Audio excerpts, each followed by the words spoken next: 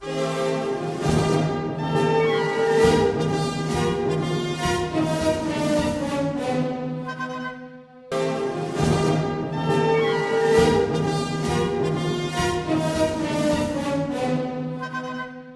80th birthday is probably about the end.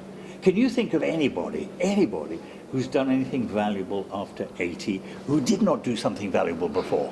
I mean, Tolstoy wrote 1 or 2 good novels, didn't he, after he was 80?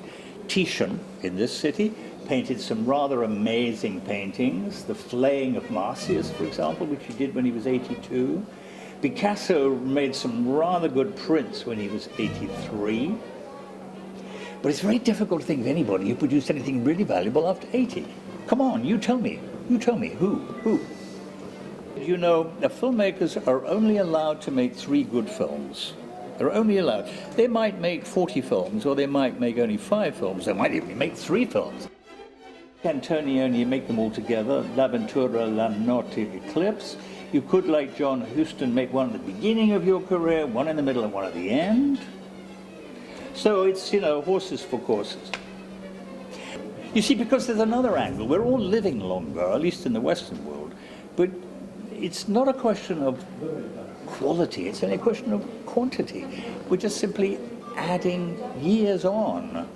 And can you imagine the idea of making a satisfactory death? Are you planning a happy death? What sort of death are you planning? Because you ought to be planning your death, shouldn't you? Death is part of life, isn't it? Isn't it?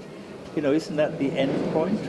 And most people have very, very, very, very unhappy deaths. Most people die of heart failure, miserable, pain-seeking cancer. Look at all the people you know who've died, your grandparents and so on and so on. So, you know, if you're going to add years to your life, they ought to be years of quality, not just simply quantity. So you can see. Several years ago, I made a film called, it was based on Shakespeare's The Tempest. It was called Prospero's Books. And there's a line in it that Shakespeare wrote for Prospero, and Prospero says, "And now let my every third thought be of the grave."